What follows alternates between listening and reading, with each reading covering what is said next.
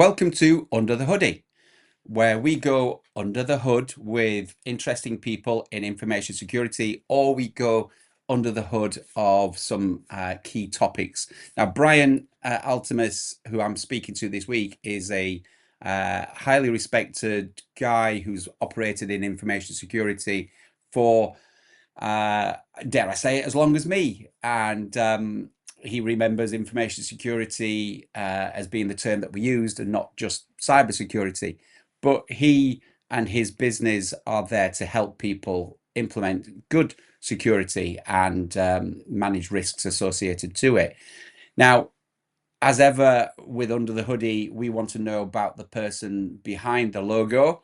And Bryan gives us an insight into his career, where he grew up, his travels, interesting conversations around what it's like to live in Australia and the risks associated to that.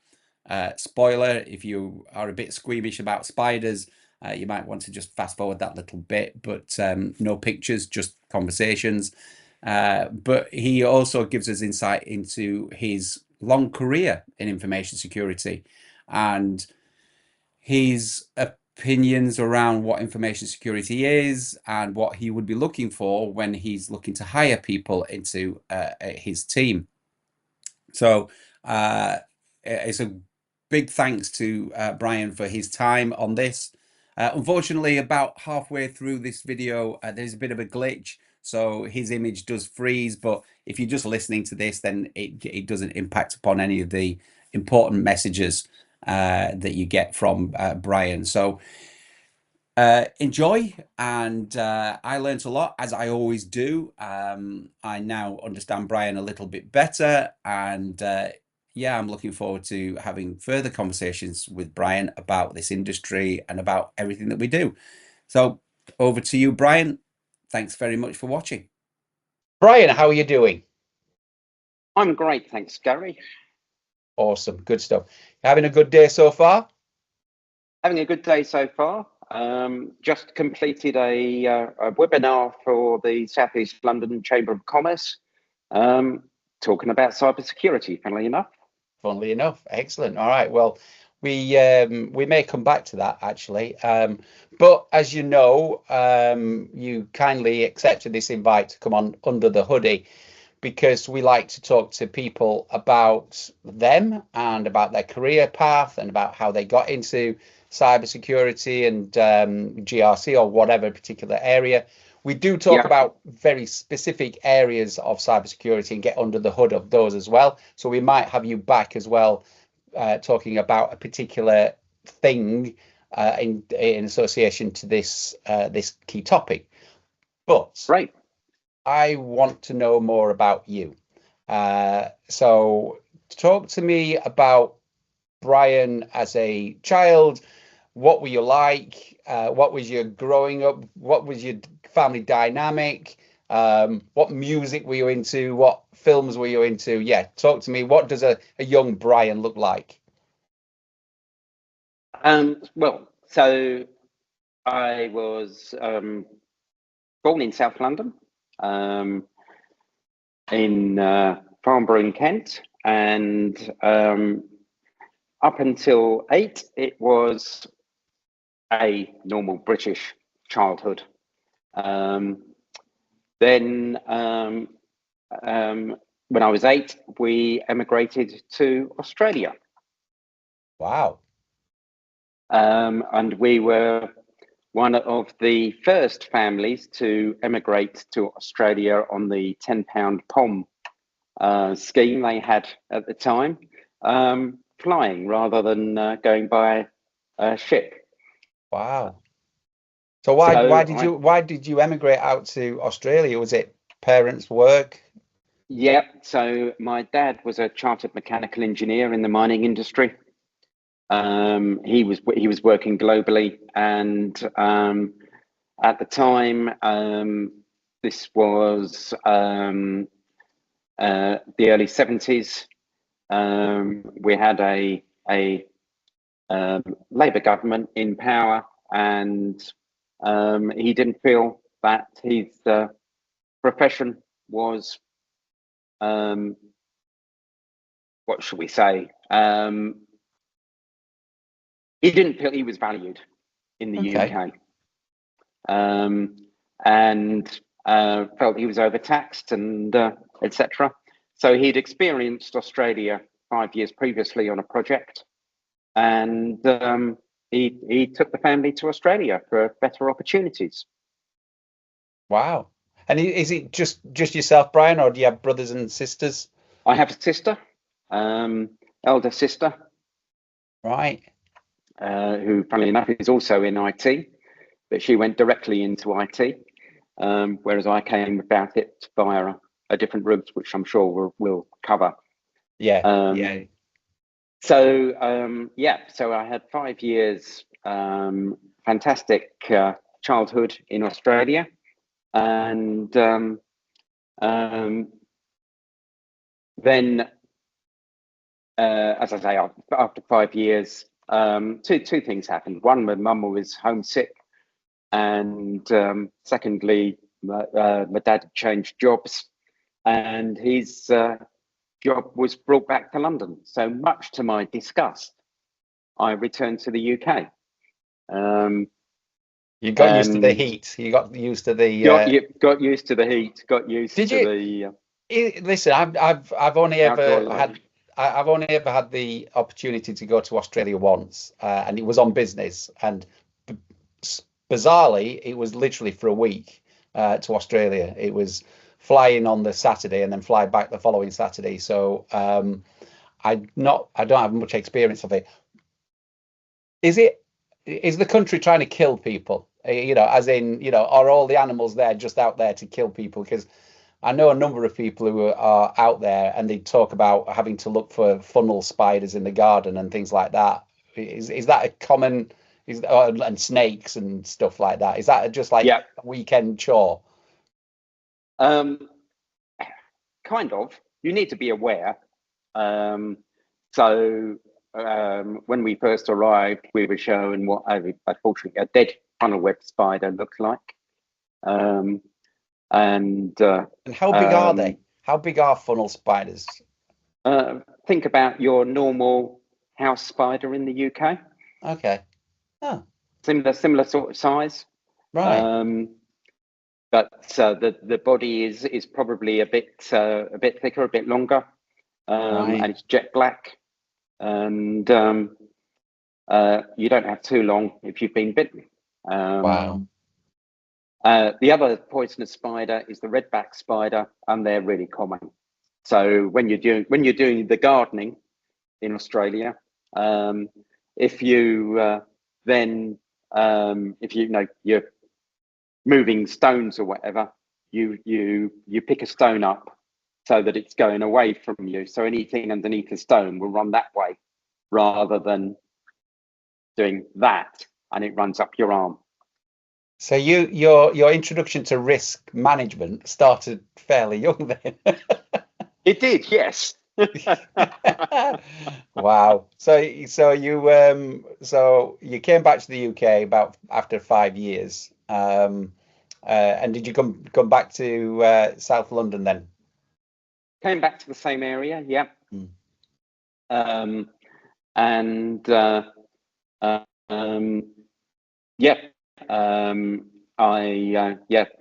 So teenage years were South London, and I went to uni in London as well, actually. What did you study? Studied business and IT. Oh, right. Okay. So you had an interest in technology and business right from the off then? Yeah. Right. Okay. But then when I graduated, when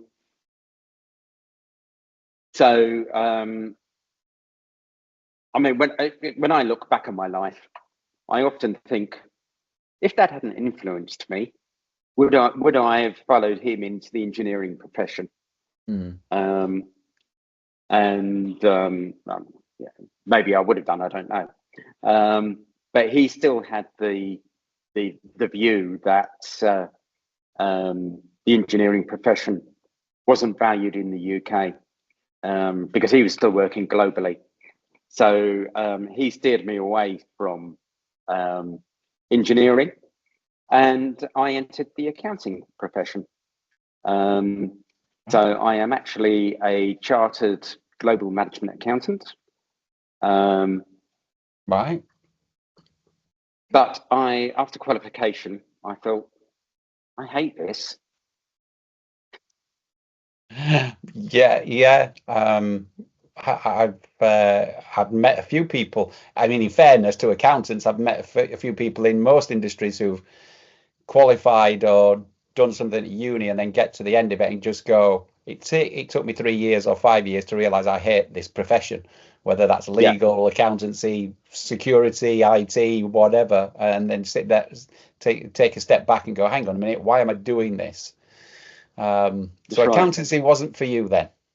Accountancy wasn't for me. So I got involved in financial systems implementations. And as you do. As you do. And at the end of the last one, where I was employed by the company implementing the system, KPMG happened to be the managing consultants. And essentially, I got headhunted into what was then KPMG's technology risk team. Right. Okay. How old would you have been at that point then? That was 1996. Yeah, 1996. So I was mid-30s then. Right. Okay. So you'd already racked up a few years working in accountancy and in business and technology as well. Yes. Would you say that's your first foray into a true risk and information security type role? Yes. Yeah. Okay. Yeah, that was where risk and information security first was part of the job title. Because cybersecurity really wasn't a term that was used stages of the internet, and certainly not. It was IT security. Yeah, that's it. It's IT security, which is a part of information security. Yeah. So what would you say your biggest learnings were from that early sort of step from dare I say, a business role into a more risk and information security role? What did you learn most? What did you take? I think that, and it's still valid today, is that most companies think, why would they attack us? That was a prevalent thought all the way back. That was a prevalent thought even then. Yeah. Things haven't really changed much, have they? No. And then I think we hear about the attacks on M&S and Co-op, etc. But I think the other big learning point is that the insider threat is still the biggest cause of data loss in companies. Yeah, I would agree with that. I think that this is there's a theme here, isn't there, that things haven't changed over the last 20 plus years in terms of the risk, because dare I say it, we haven't changed. The technology's got faster, the technology's got better, but humans are humans. Humans' motivations are still motivated largely by greed, by lust, by love, by fear, by anger. Yeah, all of those things, and the technologies have improved to help us protect against these things, but it's still the risks are still the same, aren't they? It's still absolutely. Yeah, you're lifting that rock and opening it up that way so that the thing can go that way, and that's never going to change. Correct.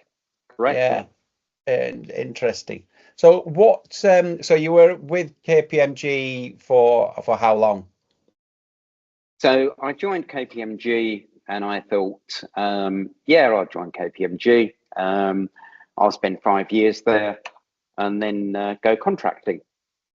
Okay.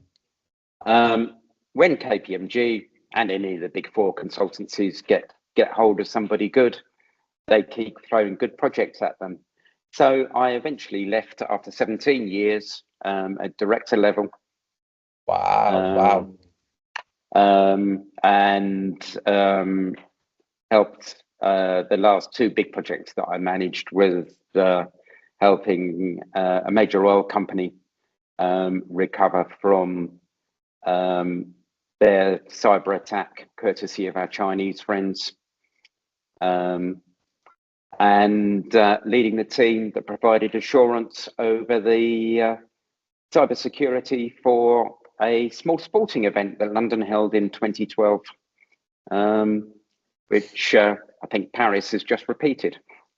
Yeah, that's interesting. So you were there for 17 years. I mean, that's for some people that's a lifetime. Yeah. And but it's brilliant, as you said, to stay with a company that long that clearly valued you and you valued them. I don't think KPMG need any introductions to anyone. So the caliber of people there are extremely high. And as you say, work in many different industries and different projects. What, without, and I'm sure you wouldn't anyway, divulging any sensitivities, what would you say the most exciting and interesting projects, other than the two that you just mentioned, that you got involved in whilst working there in your 17 years? It was doing the technology due diligence on a major European airline in 2001, and looking at the security of the systems, etc. As they divulged, as the airline retreated to its core operations. So it was divulging of things like baggage handling, like the airline food supplier, so that it could just focus on the front end customer experience whilst they were flying. Right. Okay. So it was quite funny, really. I was asked by a colleague at KPMG whether I fancied a 2-week stint in Europe doing this project in the summer of 2001. I said, yeah, that sounds great. So I went out there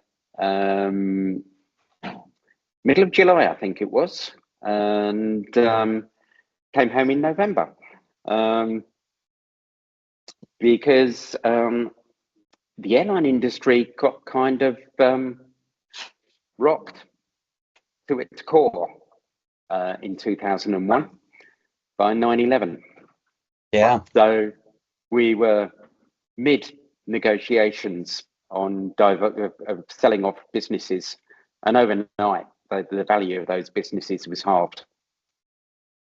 Yeah, I can imagine. I mean, anybody working in the airline industry during that period, it was, well, the whole world obviously, turned on its head, and it was a difficult time for a lot of people. But I think that to some degree it thrust security, certainly physical security as well, and airline security, right onto the front pages for everyone. I mean, there was a big fear, wasn't there, of people flying after 9/11, and I was at pains to say to people, probably now is the safest time to fly, because security is going to be so high. It's going to be certainly obvious to everyone. It's probably the safest time. That's really, really interesting. So you worked did you work? You worked as a team during that period, or was it just you as a lone ranger going in and doing these No, things? no. So at that point, I'd started managing teams in Right. KPMG. So Okay. yeah, there was a team of us working on this airline project, and the oil company I spoke of at the height of the project had 30 cybersecurity consultants on site helping them recover. We had 8 or 10 people at the height of the Olympics project. Mm. So the fact that you were leading teams like that, and specifically cybersecurity teams, this I think will be of real interest to a lot of people who are trying to get into cybersecurity. So it's interesting to hear your journey.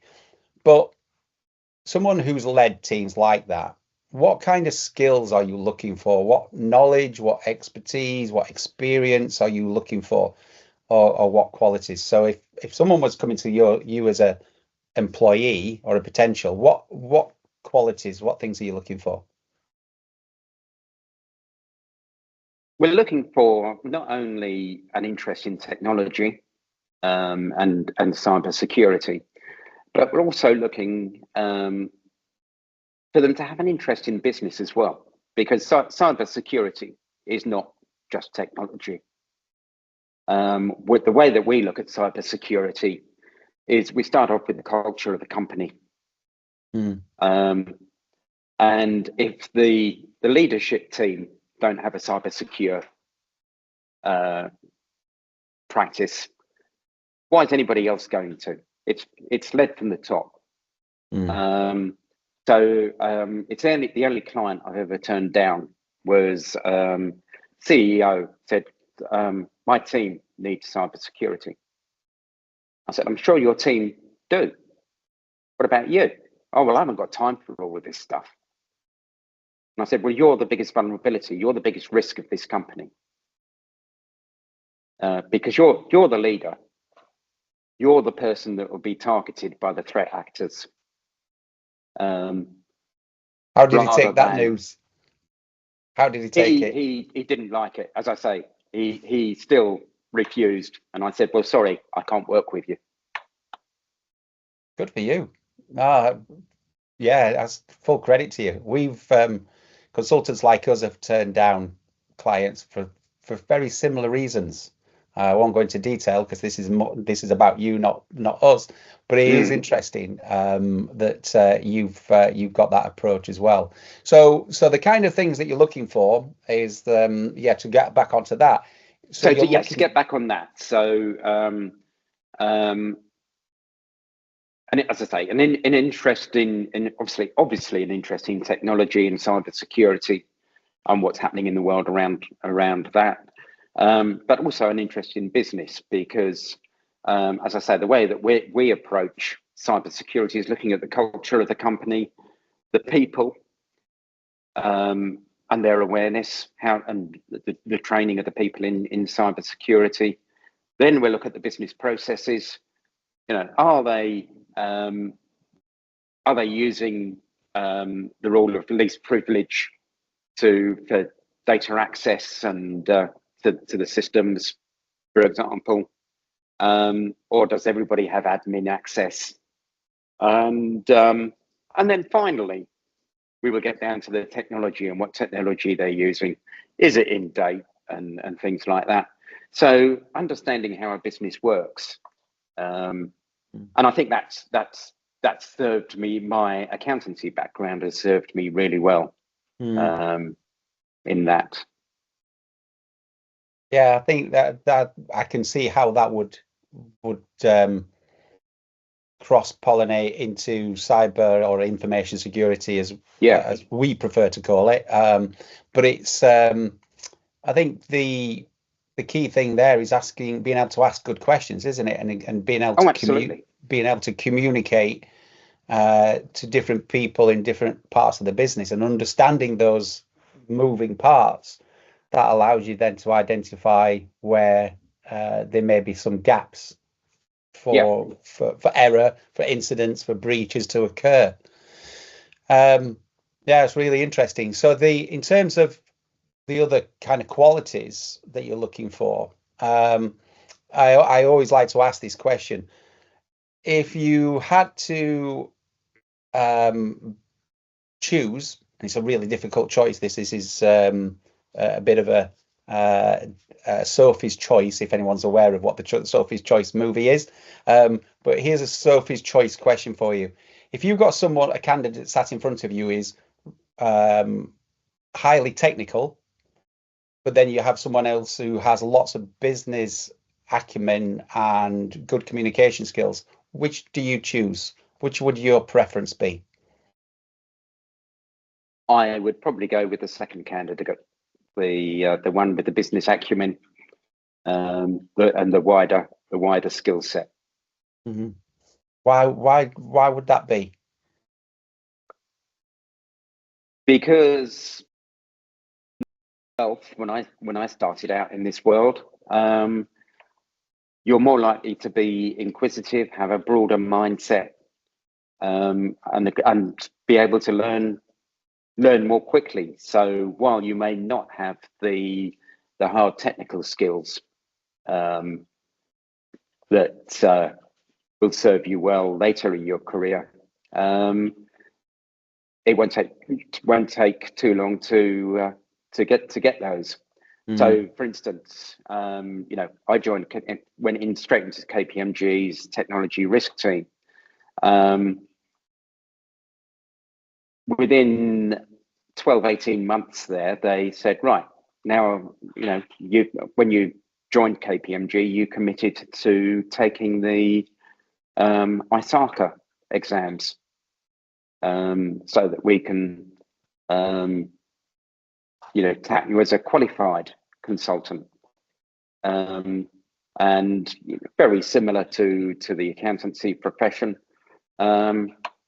You need to pass the exams and have your work experience signed off by another qualified ISACA person. Interesting. So and you talked about communication skills there. Somebody with very technical skills is very unlikely to have the communication skills that you need to talk to even a CIO, but definitely a CEO.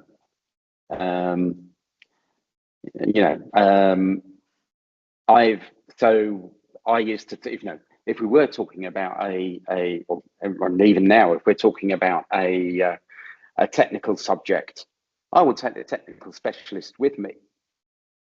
But I very rarely let a technical expert loose on a client solo, because I've seen too many C-suite people glaze over with the technical detail. And you need somebody who can translate techie to business and business to techie. Yeah, that's really interesting, because that's one of the things I often say to people is that our superpower is being able to sit in between those two worlds and to be able to translate what are the technical team talking about and the business team, and kind of cross the streams. Again, another movie reference, but but yeah, which is, it's difficult for some people to be able to do. So consultants like us, I think that is our superpower, being able to do that. And I fully agree with what you were saying earlier, that you take going for someone who's got more of a broader business, more acumen. The technical skills, I often say to people, look, one, we can always train you on those, and two, in 5 years' time, they're going to be completely different anyway, so we're going to have to retrain you. And yes, absolutely. So someone who is steeped in technology at this point, I always say, but that's going to change. Whereas if you're able to communicate, if you're a good listener, if you can ask intelligent questions, that's never going to change. That skill, that capability is going to carry you on for 17 years working for, Yeah. for a business and being able to lead teams as you clearly have. Yes. So what would you say has been your business, your biggest challenge that you've had to face over the many years? Sorry, I shouldn't have emphasized the word many there, because I've been in there just as long as you. But the years that you've been involved in info security, what would you say your biggest challenge is? It's getting the message across to businesses of all sizes that they could become a victim. And that hasn't changed in all the years that I've been in this world. Businesses don't believe that they will be attacked, that they will become a victim. And it could be that they become collateral damage of a bigger attack. Yeah. So, for instance, we're working with somebody at the moment who been in business 15 years, and understandably had outsourced his IT to an IT support company. Unfortunately, the owners of the IT support company took the attitude, we're a small company, we won't be attacked. And, well, relatively small company, they had 500 plus clients. They suffered a Lockbit ransomware attack. Wow. I've seen Lockbit for a while. No, and that was March this year. Wow. Yeah. I believe it is although you haven't seen Lockbit for a while, and the Lockbit gang were taken down by the various national cybersecurity agencies, that it was part of the new way of delivering ransomware, which is just like Microsoft deliver Microsoft 365, ransomware as a service. Yeah. However, yes, the owners of this IT support company had not put in sufficient measures, and my client's data and backup data was encrypted. Through little fault of his own, he'd become collateral damage of another attack. Yeah, I think that the challenge that you mentioned there, I think you're absolutely right. I think that's a challenge that we all face, and it's I don't see it changing anytime soon, because as you rightly said, people people, myself included, we try not to think of the worst. We try to be positive people, and if you thought every second you walked out the door, well, I might have a car crash, that's not the way that people like to think, is it? No, that's right. So getting people to think, actually, you could be caught up in a really serious accident, so shouldn't you do all you can to prevent that from happening, like maintain your vehicle, like be aware of the risks around you, and the changing environment. If it's snowing or if it's raining, then you're more likely to have an accident. Exactly. But in business, that doesn't seem to translate, does it? Into trying to get people to think that way. So have you? Well, I was going to say, if you've solved this, then don't tell me here, because you'll be a multimillionaire if you've solved it. But have you had any insights into how you are approaching it differently to try and change people's mindsets? I mean, it is doing things like public speaking, webinars, podcasts, get that message out there. I think you mentioned earlier on the Panorama program on Monday. Mm. And there the got his name offhand, but the head of the National Cybersecurity Centre said our most difficult job is getting that message out there, to businesses of all sizes. No, it's a really good point, actually. Yeah, the name escapes me, but I'll try and find a clip and put it onto here. But but I recall what his words were, and you're absolutely right. And what he said was, the reporter said, "Why are you doing this? Why are you talking to us now?" And he said, "Because we can't do this alone. We need people to recognise that we're all potentially victims and at risk, and we need to do something about it. Everyone has a part to play." And I think, yes, I think that's a key message. This is information security and cyber security in particular are different to any other kind of risks, where financial risk, you can kind of give it to the finance team and say, right, you've got to help us steer this, or if it's compliance risk, similarly.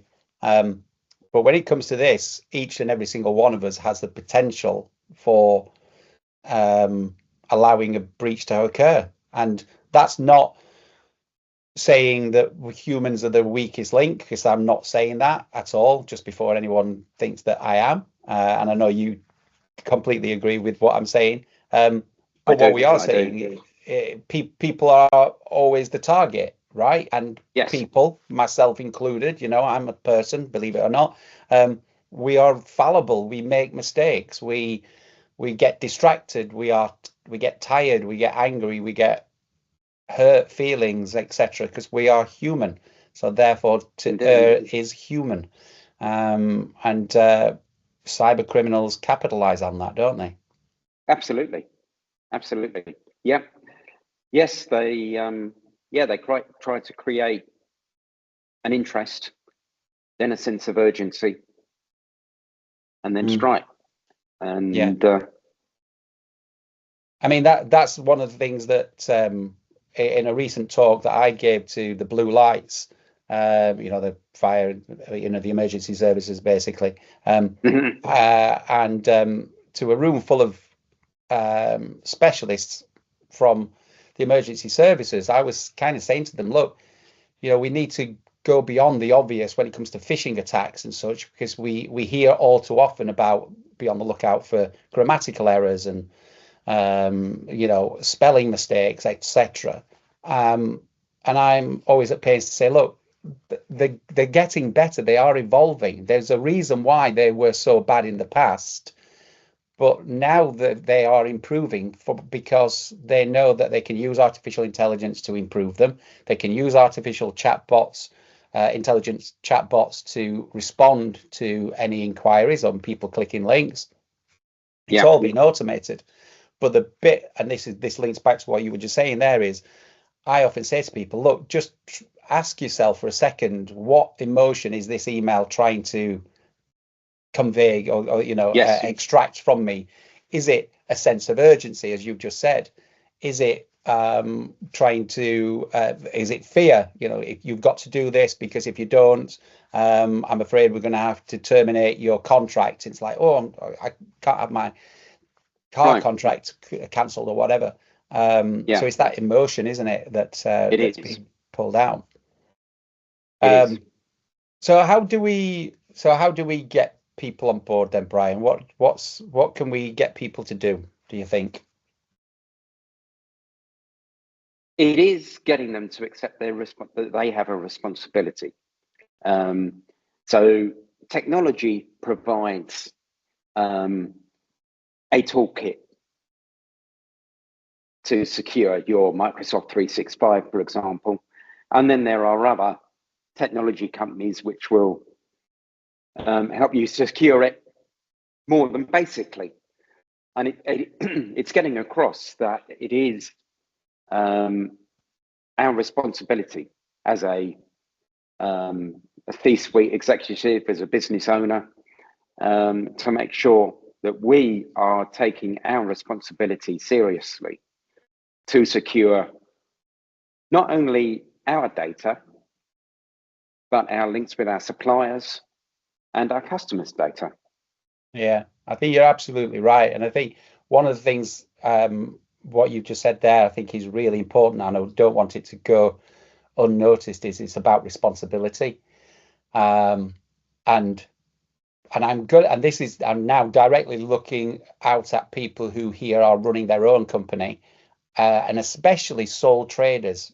So those individuals who are running their own business, you also have a responsibility, just as Bryan said there, to protect your clients and your suppliers, because there is no such thing as too big to fail, and there is no such thing as too small to have an attack.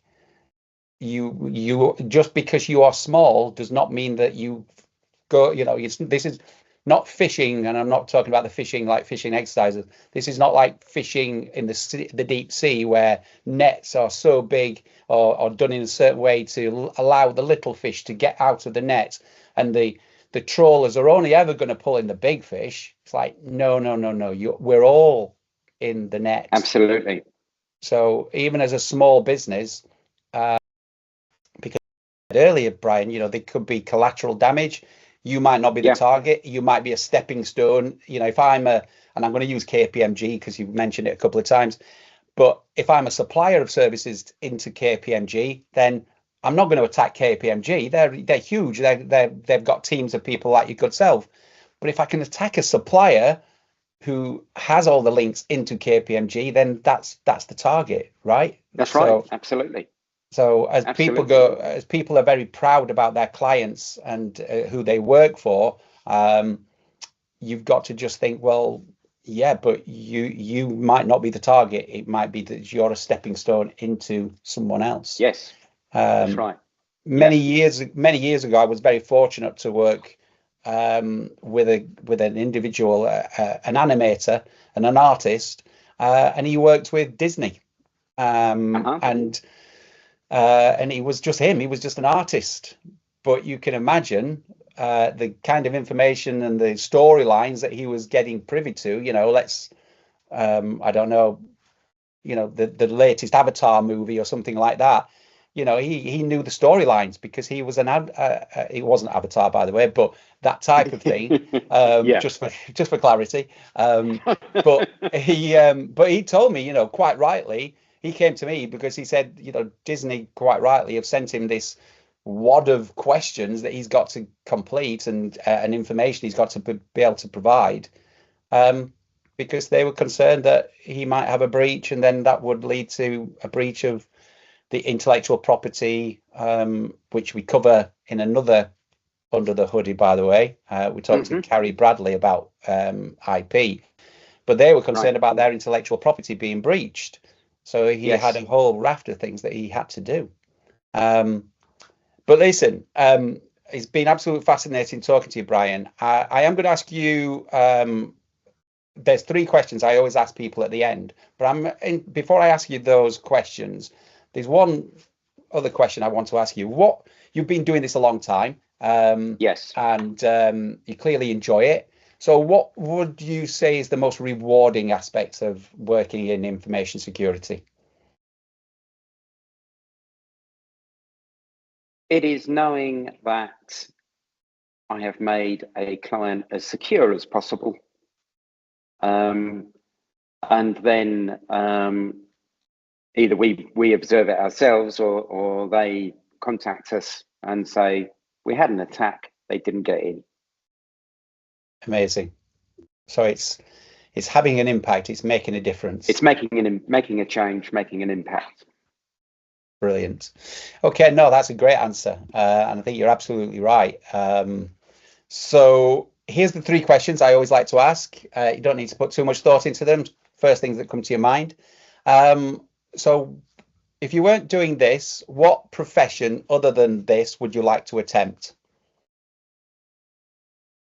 That is a very good question, Gary. As I said earlier, I probably would have followed my father into the engineering profession and the mining industry.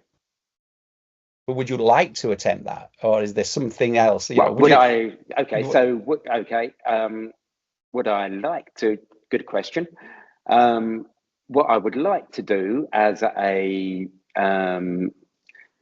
winding the clock back to a 20-something or other would be a professional cyclist. Right. And Okay. riding the Tour de France. Wow. Do you still cycle? Not as much as I would like, but yes. No longer race. Two broken collarbones and a broken wrist and other abrasions and Wow. Yeah. Right. Wow.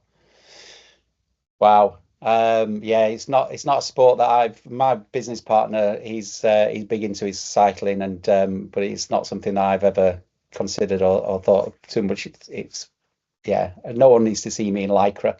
So so we'll leave it there. Sorry for anyone who's I've put that image in your minds. So the second question, what's the best piece of advice that you've ever been given?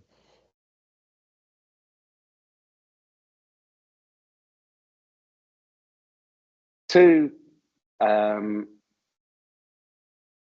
follow your gut. Yeah, that's a good piece of advice, both in personal and professional life. Exactly. Yeah. And do you trust your gut? Yeah, I do. Yeah.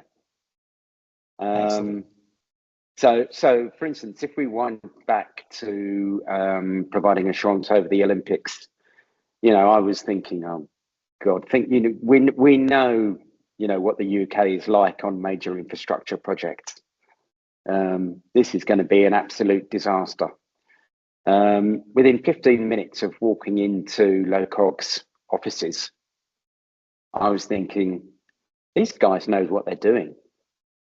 These guys are going to deliver an amazing Olympics. And I'm going to be a small part of that. Excellent. No, that's fantastic. And yeah, like you say, great advice. Trust your gut. I think that, as I said, both in personal and professional life, I think it's a really good piece of advice. So final question then. This is a bit of a deep question for you. If heaven exists, what would you like to hear God say when you turn up at the pearly gates? Welcome, Bryan. Well done. You made a difference. Amazing. Yeah, and I have no doubt you have, and you continue to do so. So thank you for that. That's a great answer. You're welcome. Quick question for you. Why do you have a model of the Titanic behind you? Okay, so I've been interested in the Titanic since I was around about 10 or 11 years old. We had a school project in history to do maritime disasters, and well, it actually started with the Mary Celeste. So I was interested in that, and then we were asked to write a 6-week project. So I chose maritime disasters, and obviously the Titanic was one of the biggest disasters, or peacetime disasters. Yes. And I was quite literally hooked ever since then. So I have got, I don't know how many books I've got, 20, 30 plus books on Titanic. And that is the Lego version of the Titanic. And there are presentations I could give you which liken the Titanic story to information security and data protection. There's lots of analogies between the two, or similarities between the two. So that's the reason why I have the Titanic there.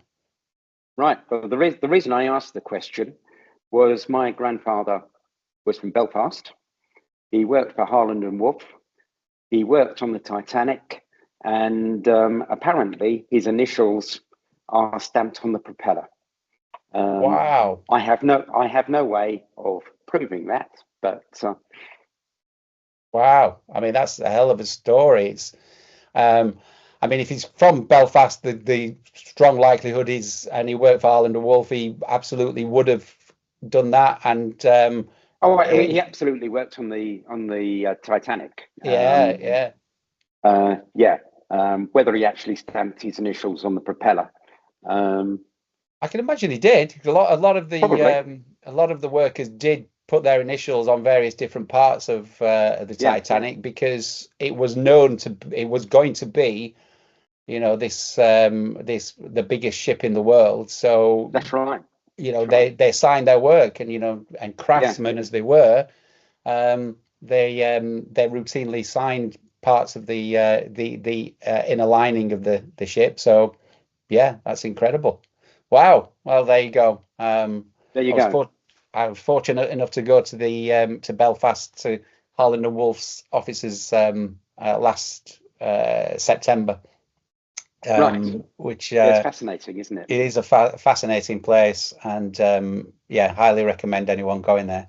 But thank you Yeah, for that, yeah. Brian. I didn't know about that. You're welcome.